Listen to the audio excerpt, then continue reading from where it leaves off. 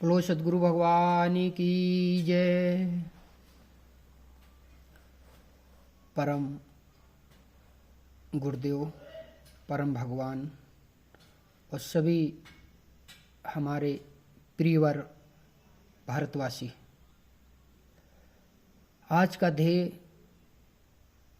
सत्य रूप, सत्य भाव से, हृदय प्रेम से आज हम स्वयं अपने ऊपर प्रकाश डालते हैं, अपनी दिशा और दशा देखना चाहते हैं। एकांतवास के साथ साथ हम अपने भारत में कुछ भाग में हम प्रकाश डालेंगे। इसमें इस तुच्छ प्राणी से कोई अनान्यावश कोई गलती हो जाए, त्रुटि हो जाए तो सभी भारतवासी क्षमा करना।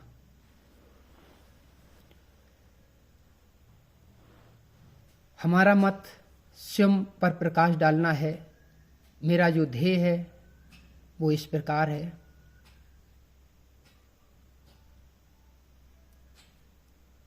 कि पहले हम कुछ पार्ट में उठाते हैं। भाग नंबर 1 में हम गंगा सफाई के प्रति सौभाग्य स्वयं जताते हैं। मेरा मत जो है वो उसका निचोड़ है, जो सूक्ष्म रूप से वो ये है कि हम हमारे घर से जो सीवर जा रहा है अतिरिक्त वो सीधे नाले के थ्रू वो हमारी जो नदियां हैं पवित्र, जो गंदगी है, जो मलमूत्र है, उसका कोई प्रत्यक्ष रूप से कोई उसका अलग नाला नहीं जा रहा है।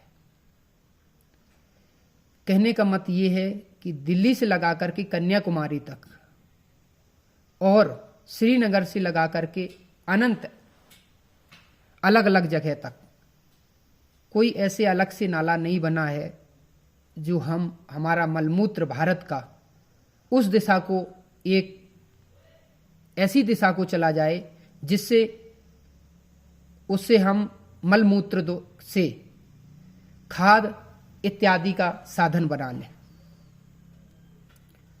वो सीधे हमारी गंगा, यमुना, सरस्वती इत्यादि नदियों में जाकर के सीधे गंदा कर रही हैं, नाले ही गंदा कर रहे हैं। इत्यादि छोटी मोटी हम त्रुटि करते हैं, जैसे कि पॉलीथीन, कूड़ा करबाद इत्यादि से हम गंदा करते हैं। ये सूक्ष्म रूप से हम सफाई कर सकते हैं। अगर विस्तार रूप से कहा जाए तो बरसात में आपने देखा हो भारी तादाद में वर्षा होती है और वो मलमूत्र जो भी गंदा पानी है इत्यादि है जो हमारा एकत्रित होकर के सीधे समुद्र में चला जाता है, तो थोड़ा उससे सफाई हो जाती है। पर हम मानव लोगों को जितनी हमारी शक्ति है, हमारी भारतवर्ष की जो शक्ति है, उससे अगर हम सब लोग सतर्क हो जाएं तो कहीं ना कहीं थोड़ा ना थोड़ा अवश्य सफाई होगी। तो हमें स्वयं में सब लोगों को प्रकाश इस ध्येय में डालना चाहिए। नंबर 2 भाग में चलते हैं। जल का बचाव। पानी बचाना बहुत जरूरी है। जल का बचाव करें सभी भारतवासी और हम स्वयं। जितना हो सके पानी का दुरुपयोग उतना ही करें, जरूरत से ज़्यादा फालतू का पानी बर्बाद ना करें। ये हमारे 1,42,75,00,000 लगभग जो जनसंख्या है, सभी का धर्म बनता है कि जल का बचाव रखें, जल को, पानी को बर्बाद ना करें। सिंचित जितनी ज़रूरत है उसका उतना ही ज़रूरतमंद प्रयोग करें, अन्यथा बंद कर दें, फालतू का पानी बहने में रोकें।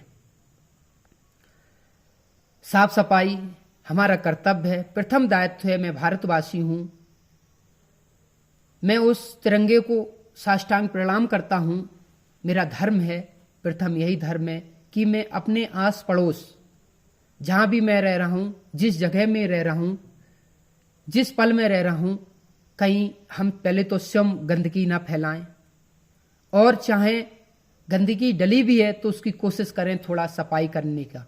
अगर हर कोई भाई का ये ध्येय हो जाए, कर्तव्य हो जाए, धर्म हो जाए, तो ये भारतवर्ष ऑटोमेटिक साफ हो जाएगा।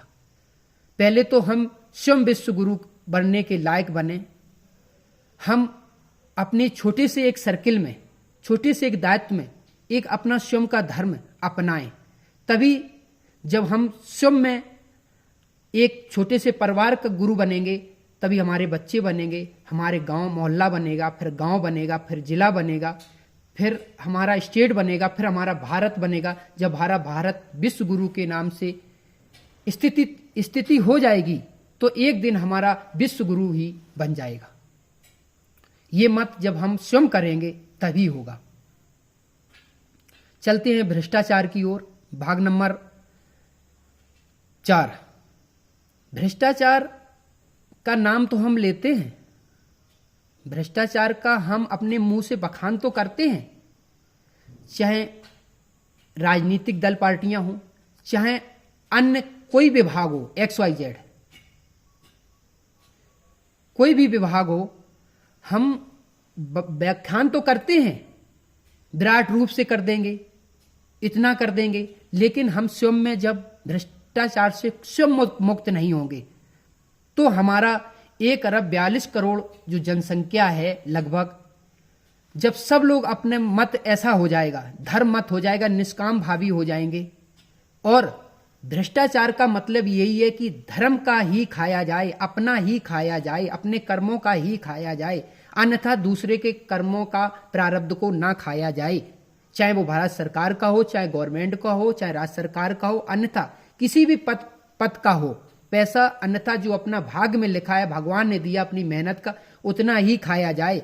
अन्यथा किसी प्राणी का हक नहीं बनता है कि फालतू का पैसा अपने घर में ले आए और उपयोग करे। ये सभी का धर्म है, कोई एक व्यक्ति का धर्म नहीं है, ये हमारा भी धर्म है कि मेरा जो भी पैसा मिल रहा है हम उसी में सुकून रखें। अगर ज्यादा कमाना है तो आप ज्यादा मेहनत करिए, आप ज्यादा कमाओगे, पर यह नहीं है कि हम 1 रुपए की कमाई है और 10 रुपए हम रख रहे हैं, 9 रुपए अन्यथा लेके आ रहे हैं। वही तो भ्रष्टाचार है। भ्रष्टाचार कहने से, मुंह से बकने से, मीडिया में व्याख्यान करने से भ्रष्टाचार खत्म नहीं होगा। हम सभी प्राणियों को 1.5 अरब के ऊपर जो जनसंख्या है, हम सभी को ही अपना धर्म अपनाना पड़ेगा भ्रष्टाचार के प्रति। कोई एक प्रधानमंत्री, कोई स्टेट का CM एक के ऊपर दायरा नहीं है, हम सभी को देखना होगा। जब हम लगभग में 80% लोग ये भ्रष्टाचार से जब मुक्त होंगे 80%, तो बचे 20% तो हम ऑटोमेटिक संभाल लेंगे उनको, वो तो उस दायरे में आ ही जाएंगे, चंगुल में फंसी जाएंगे। पर हम सभी को मिलकर के भ्रष्टाचार तभी खत्म होगा, हमारा ध्येय सही होगा, पवित्र भाव होगा, हमारा ध्येय एक ही होगा, तभी ये भ्रष्टाचार जब मुक्त हो जाएगा तो ऑटोमेटिक हमारा भारतवर्ष आगे की ओर तरक्की करने लगेगा।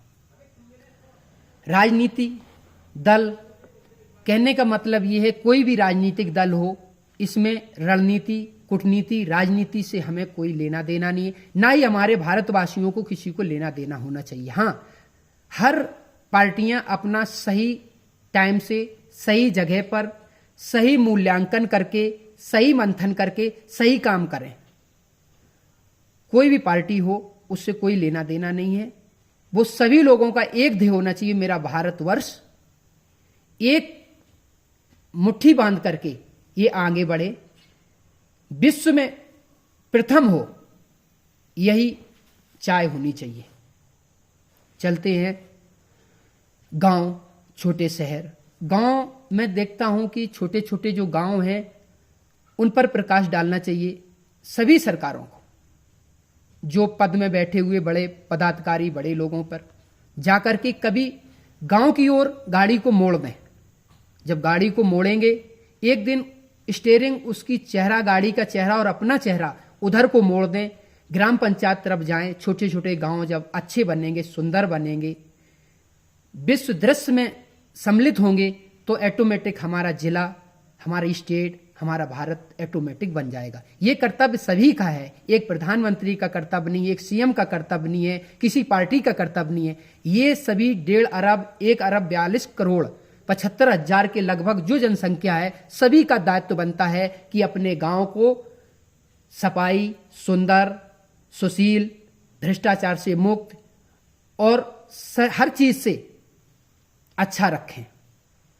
इसी के साथ में, क्योंकि बात एक और आती है कि जब इतने लोग 1.5 अरब के ऊपर जब सारे काम करेंगे मिल करके, तो हम जानते हैं कि सब अच्छा ही अच्छा हो जाएगा। कहने से हम बखान करें तो सभी दुनिया, सारी 1.5 अरब जनसंख्या के ऊपर सारी बखान करें तो करेगा कौन? सभी को करना चाहिए, बखान नहीं करना चाहिए। हम एक दूसरे को बस बोलते रहते हैं, थूकते रहते हैं, करना नहीं जानते। हम करेंगे नहीं, सर मुंह से टीवी पे बोलेंगे, बोलने से नहीं होगा। बोलने से तो घर भी नहीं चलता है। बोलने से अगर सब कुछ हो जाए तो फिर कर्म क्यों करे इंसान? कर्म कंगन छुटावे, धूरन को डूट जावे, मृग नाम में सुगंधी, सूंगे घास गंदी, फिर भी है दुनिया अंधी। हम दुनिया को बोलते रहेंगे, कभी अपने को भी बोलो। जब दुनिया अपने को बोलेगी, दिशा और दशा अपनी स्वयं को देखेगी, तो ये भारतवर्ष हमारा अवश्य चमकता रहेगा, इसमें कोई संदेह की बात नहीं है। चलते हैं भाग नंबर 6 में, शास्त्र अध्ययन। सभी पूरे भारतवासियों को शास्त्र संवत, गुरु संगम, गुरु संवत कहने का मतलब है समागम, शास्त्र समागम, गुरु समागम, महापुरुषों का समागम, सभी 1.5 अरब वासियों को, सभी को समागम करना चाहिए। चलते हैं भाग नंबर 8 में। मैं तो यही ध्येय रखता हूं कि हमारा पूरा भारतवर्ष हर कक्षा में, चाहे वो प्रथम कक्षा से लगा करके लास्ट इंटर, बीएससी, एमएससी जो भी है, कहने का तात्पर्य, उसमें एक पार्ट, भले उसमें कोई नंबरिंग ना करें, कोई श्रेणी ना रखें, कोई ग्रेड ना रखें, पर एक फालतू का अगर टाइम देना चाहते हो तो एक पीरियड शास्त्र अध्ययन का अवश्य रख लें, एक ग्रंथ का अवश्य रख दें। इससे हमारी क्या है, जनसंख्या के भाव में धर्म की प्रवृत्ति रहेगी। जब धर्म की प्रवृत्ति रहेगी तो अवश्य हमारा धर्मगुरु भारतवर्ष कहलाएगा। जहां धर्म नहीं है वहां अधर्म पैदा हो जाएगा, और जहां अधर्म रहेगा वहां पर बड़ा मुश्किल है। कहने का मतलब ये है, अगर इसमें एक अध्याय, एक छोटा सा पार्ट अगर एक शास्त्र संवत का डाल दिया जाए, शास्त्रों का डाल दिया जाए, शास्त्रों अध्ययन का डाल दिया जाए, तो बहुत सुंदर हो जाएगा। चलते हैं भाग नंबर 9 में, और इसी का सारा का महत्व और पार्ट में हमें और भाग में बात करनी थी, लेकिन इसी के साथ में आप सब समझदार हैं, हमारे भाई, हम सब मिल करके एक सुंदर, एक, क्योंकि ये भारत भूमि तपोभूमि है, गुरुओं की भूमि है, महापुरुषों की भूमि है। साक्षात कितने अवतार इस भारतवर्ष में भगवान के हुए हैं, कुछ ना कुछ तो अच्छा समझा। बल्कि मैं ये कहूंगा, सारे ब्रह्मांड, सारे लोक, विश्व पूरा, जहां तक अनंत की वास है, हम अनंत का कोई ठिकाना नहीं है, कोई अंत नहीं है। हरि अनंत, हरि कथा अनंता। तो कहने का तात्पर्य ये है कि जहां तक भी है, ये सब विश्व ब्रह्मांड परमात्मा का ही है। हम सबको एक नज़र से, एक अच्छी नज़र से देखना चाहिए। और सभी लोगों को मैं एक मत से यही कहूँगा, कभी झगड़ा ना करें, प्रेम से रहें, एक मत होके रहें, चाहे गांव में रहें, चाहे घर में रहें, चाहे देश में रहें, चाहे कहीं भी रहें, प्रेम पूर्वक, सुशील बन के, दयावान बन के, हृदयवान बन के, भक्तवान बन के भक्ति योग बन करके, ज्ञान योग बन करके सभी प्रेममयी अपना सरलता पूर्वक अपना मनुष्य जीवन व्यतीत करें, भागवत स्वरूप बन करके इस भारत को विश्व गुरु के नाम से जनाएं। इसी के साथ हम आपको सभी को राम राम प्रणाम करते हैं। इसी के साथ सभी को धन्यवाद। राम राम।